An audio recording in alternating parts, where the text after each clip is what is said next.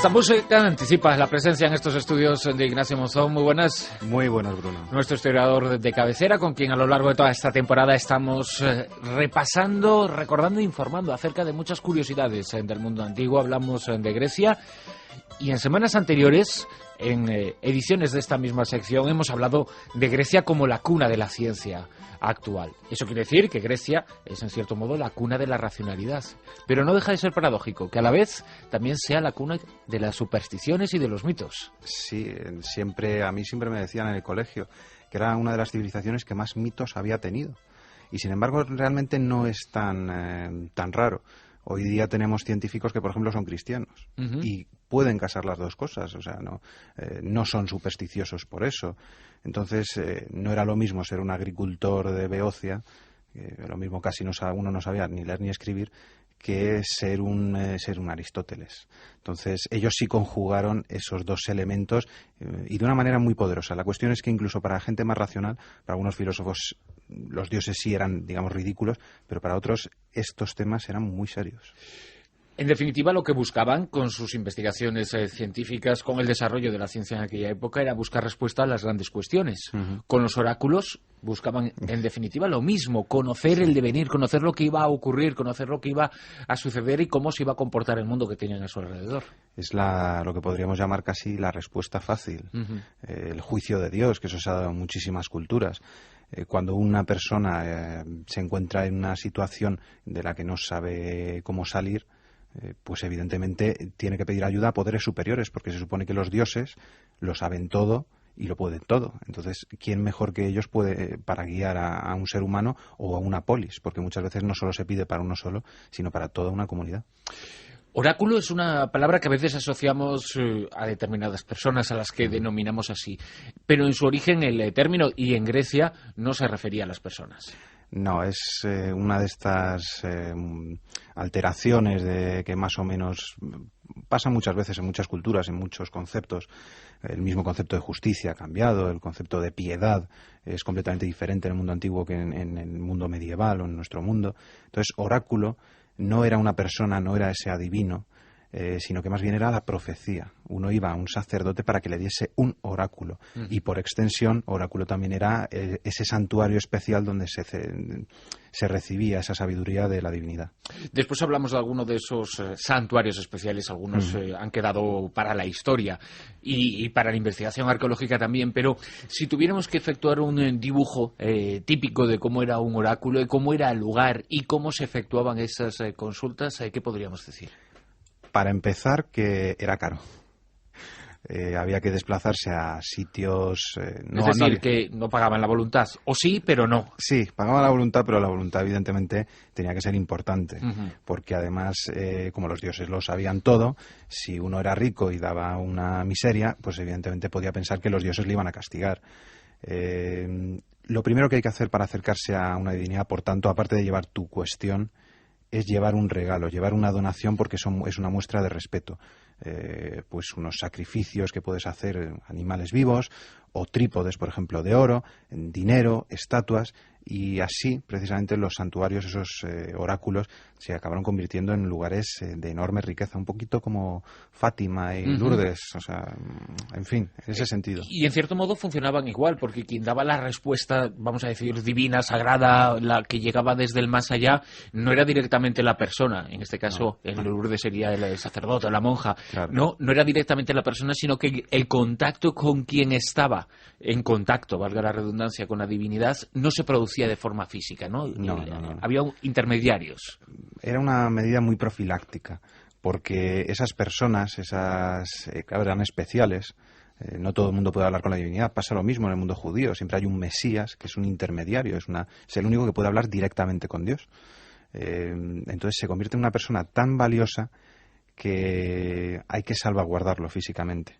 Entonces, todo eso se rodeaba de un gran secretismo y generalmente había unos intermediarios, unos sacerdotes que recogían las preguntas, formulaban esas preguntas a esa persona especial, a ese vidente, como queramos llamarlo, y ese vidente, bien de forma clara o bien de forma críptica, generalmente de forma críptica, daba esa solución y ese sacerdote se encargaba de darle esos datos que había dado, incluso a veces de interpretar esos datos, porque eran pues son muy crípticos. Muy ambiguos, es decir, que en ese sentido las profecías y los anuncios de futuro no han cambiado nada, ¿no? Por parte de quienes los hacen. Es que es eso, algunas cosas son ya marca de la casa, entonces cuando una cosa tiene éxito, ¿para qué cambiarla, ¿no?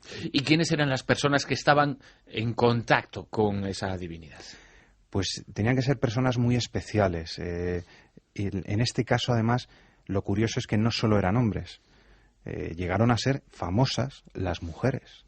Mujeres como en el caso de Delfos, que era una mujer que, bueno, fue sucedida por otras mujeres y siempre esa sacerdotisa era una mujer. En el caso de Delfos, en el caso de Dodona, también había mujeres. O sea, en este caso había una cierta liberalidad respecto a la mujer. En Delfos, la sacerdotisa, Pitia, hablaba por boca de Apolo, un dios masculino. Sin embargo, no pasaba nada porque fuese una mujer.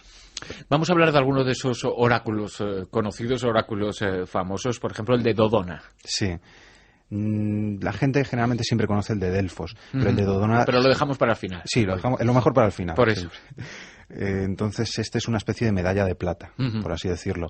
Es más, Heródoto nos dice que era el más antiguo del mundo griego y que pertenecía a un pueblo pregriego, un pueblo semimítico, que era el pueblo de los Pelasgos, unos antiguos habitantes de Grecia, antes de que los mismos griegos llegaran.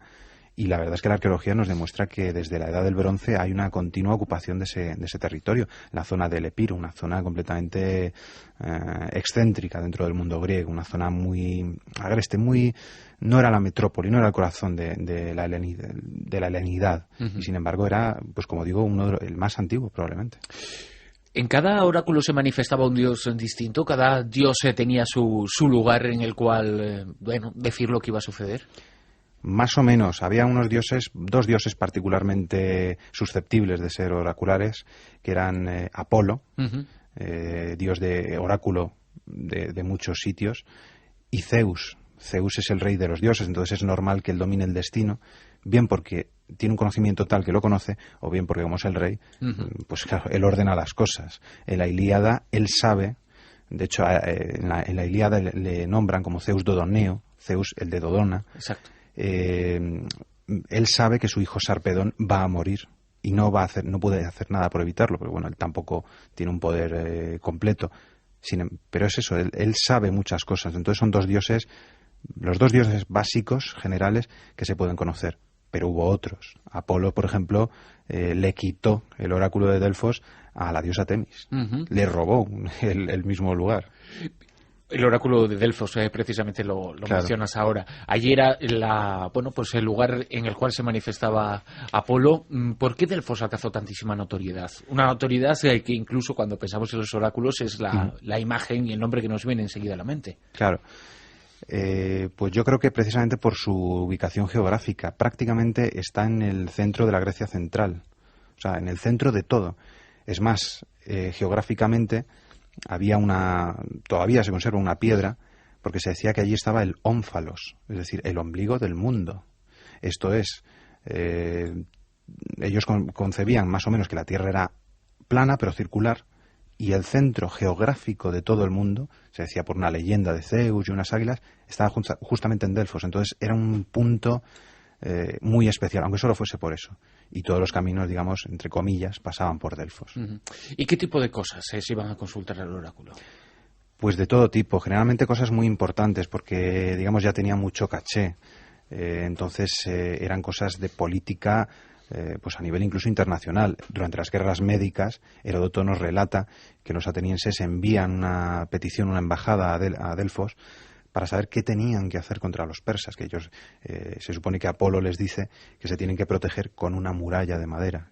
Esa muralla era la flota. Entonces no era para consultar en plan, pues he hecho la quiniela o no. O sea, no eran cosas intrascendentes, eran cosas vitales para cualquier griego. Y un oráculo certificado, digamos, de Delfos tenía una validez enorme en cualquier polis.